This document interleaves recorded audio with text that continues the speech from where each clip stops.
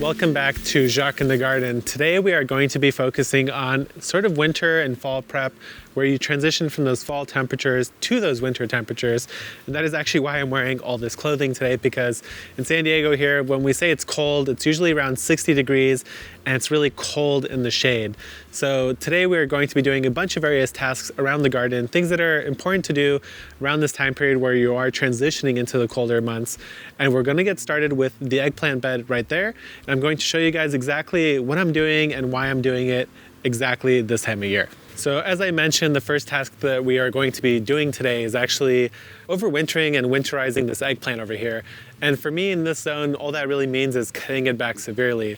And the reason why I'm doing this right now is that what I've noticed is that the eggplant is starting to form in these kind of funny shapes where instead of being the normal elongate shape, what happens is that it ends up really stocky and sort of short but thick. And the texture of this is just not as good as it was when it's growing in the right time of year, which is summer, of course, which eggplant absolutely love the heat. So right now they're not doing too well. And it's not that they're, sick or anything, but basically they're just not forming the right size eggplant. They don't look right. So what we're going to do is give this a pretty severe haircut. I'll talk a little bit about why I'm doing it that way, but I do have a complete guide on how to overwinter your peppers and eggplants, so I'm not going to dwell on it too much. So here we are up close and personal with this eggplant right here, and all we're really doing is cutting off as much growth as we can. Now the eggplant will regrow over the whole season, especially here in the warmer climates, probably anywhere zone 9 and up. So what I'm going to do is actually lower the height on this plant. The main reason I actually like to trim back the eggplant, it's technically not necessary, is that if I don't, the eggplant will end up just being like a very tall plant that I then have to support later on. By trimming it back right now, what I'm doing is I'm forcing the plant to stay lower to the ground, which makes it a lot easier in the growing year to not have to tie up trellises and build weird support structures around the eggplant. And so what I'm doing here is cutting off any of the branches that intersect with each other, similar to how you would prune a tree, where you just don't want it to be a sloppy mess come spring when it starts regrowing more vigorously. Now what I will do though is actually leave behind some of the small buds, like where new leaves are starting to emerge. This is sort of my insurance to make sure that the plant does actually have enough leaves to regrow. But in reality, the truth is that if I cut everything off, if the plant were to survive, it will just force a new growth somewhere on the plant. And the other thing I'll point out really quickly is that you can see all around the eggplant itself actually have these fava beans planted. And the reason why these fava beans are here are twofold. A, they're going to be basically a cover crop for me while these eggplant are sitting here overwintering.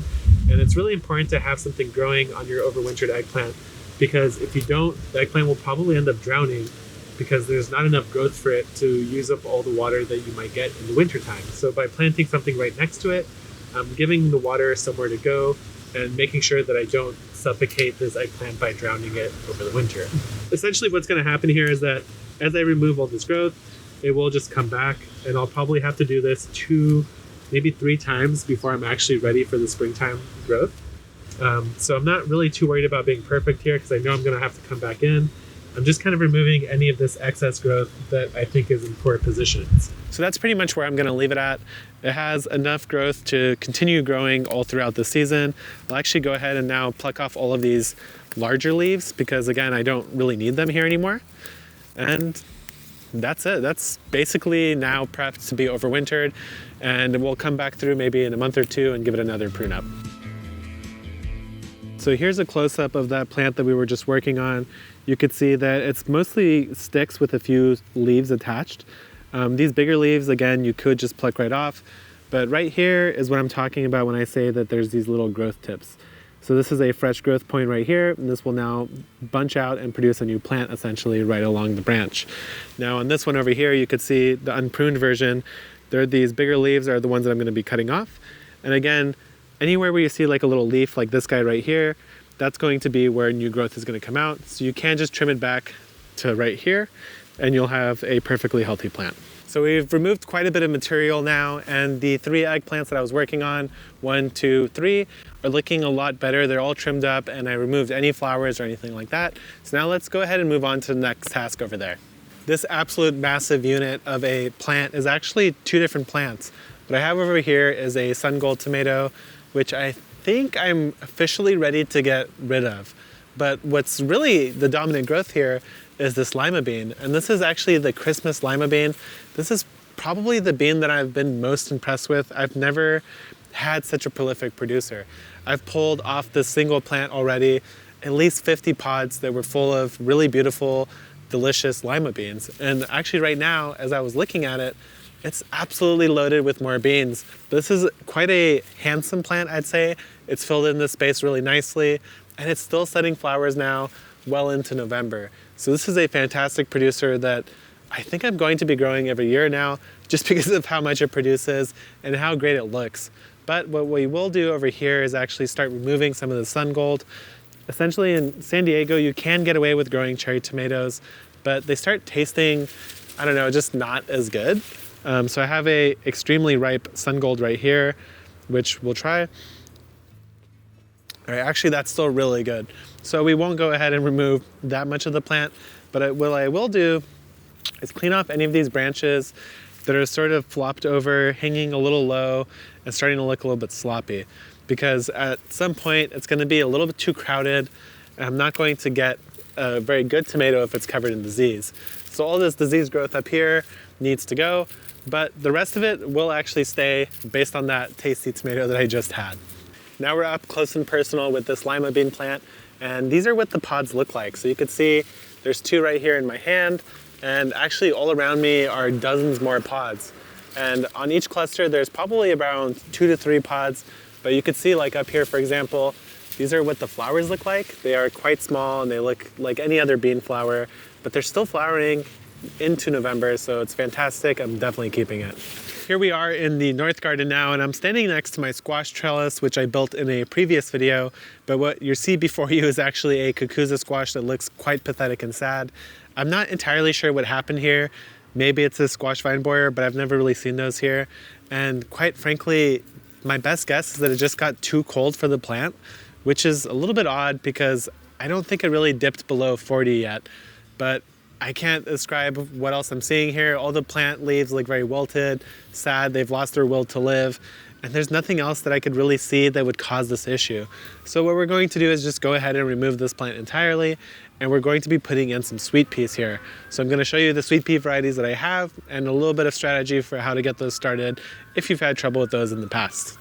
I'll say this, the really nice thing of having a metal trellis instead of something like a fabric or sort of plastic netting is that I could be really rough with this and I can't rip the fence at all. It's always going to be the plant that loses, which makes cleanup quite simple.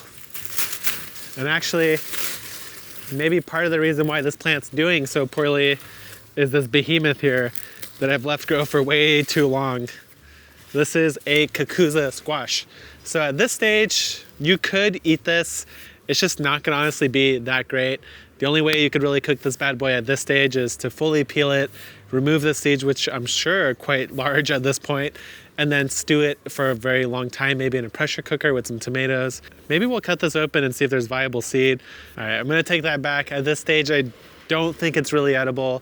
Maybe technically, but you realistically will never want to actually eat this. So here you can see the seeds. This is probably a mature seed at this stage here where it is nice and sizable, but then these guys over here that are a lot smaller are just too immature to be viable. So this might be viable seed. I'll probably set this aside to dry it because I'm actually out of seeds for this plant. So pretty good opportunity here. So let's get these sweet peas in the ground. I actually have 3 varieties and all 3 are from Florette Flower Farm.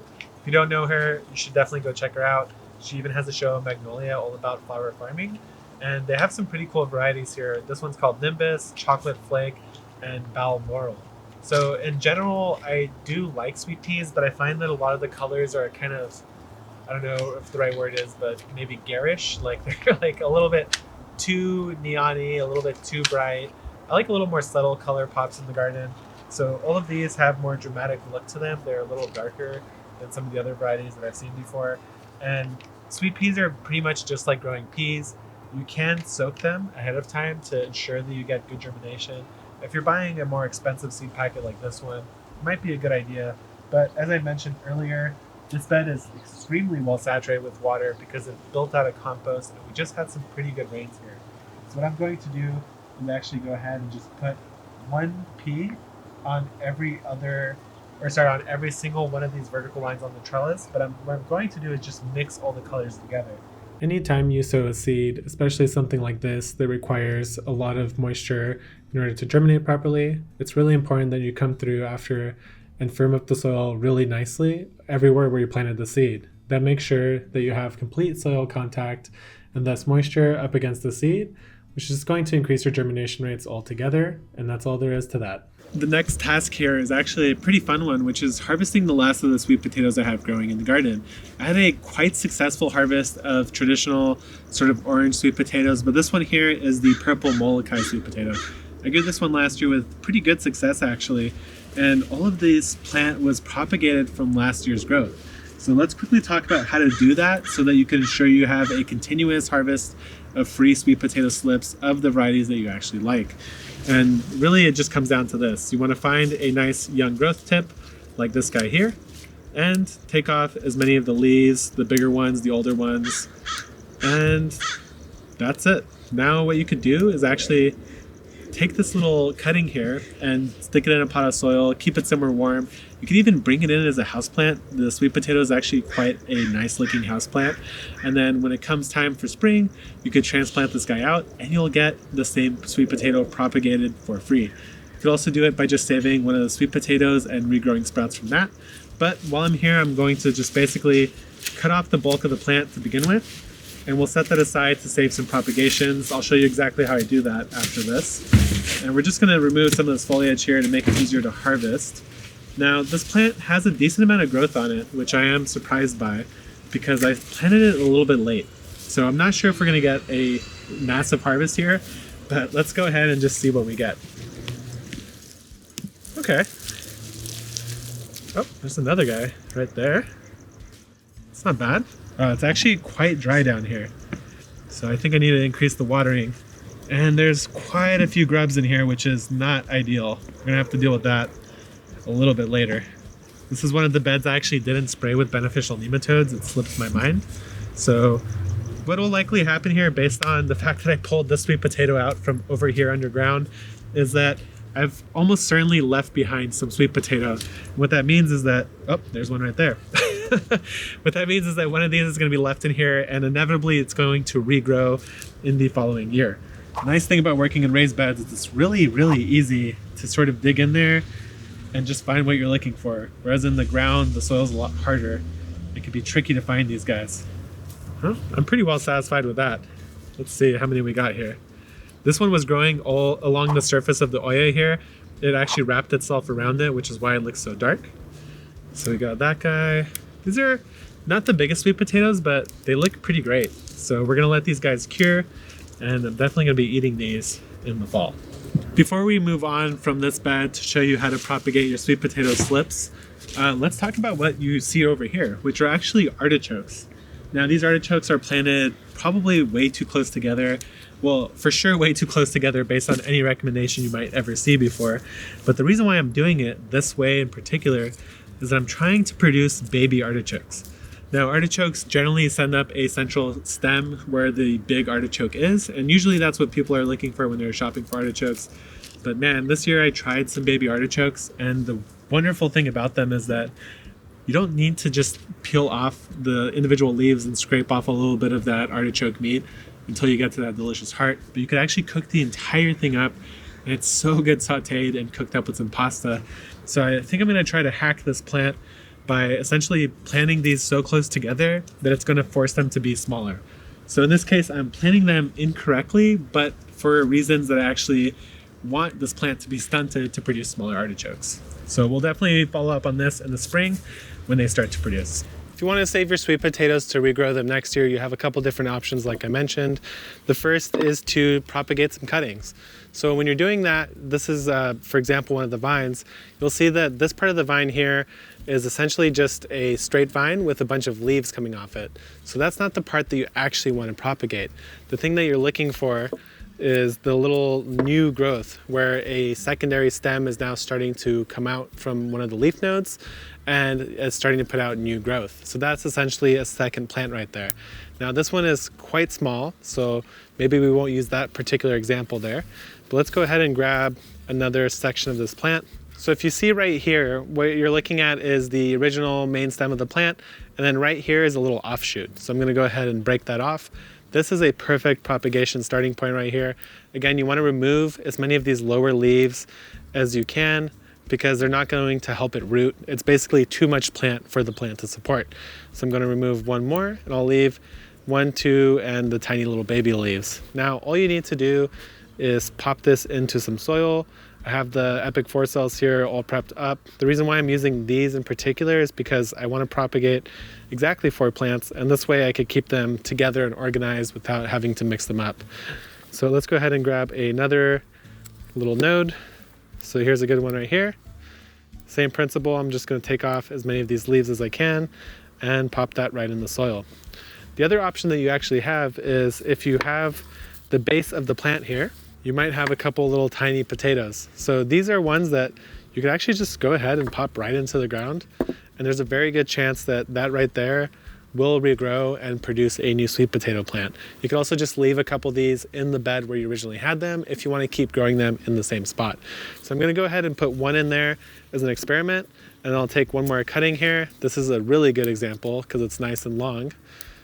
So do the little prep work, maybe one more. Now, sweet potatoes will die if they do experience frost. So if you want to keep these going, like I said, they're great to move indoors, or you could put them in a little mini greenhouse if you have a warm enough climate. But really the best way, in my opinion, is to just save one sweet potato. It'll last all through the winter into early spring. And then what you could do is actually just bury this in some soil, and a bunch of new baby sprouts will regrow, and then you could do that propagation then, rather than keep them alive all through the winter when they're not really doing that much. So just go ahead and save yourself a sweet potato, and you could get infinite amount of plants whenever you want. Of course, we're not gonna let all that material we removed go to waste. It's definitely going in the compost. I just threw in the cucuzza squash, and I probably won't put the sweet potatoes in here because I don't want them to grow all throughout my compost bin. But that's it for this one, guys. If you saw something you wanted me to cover more, or you saw something in the garden you just want to see a video on, please let me know in the comments. And until next time, I'll see you then.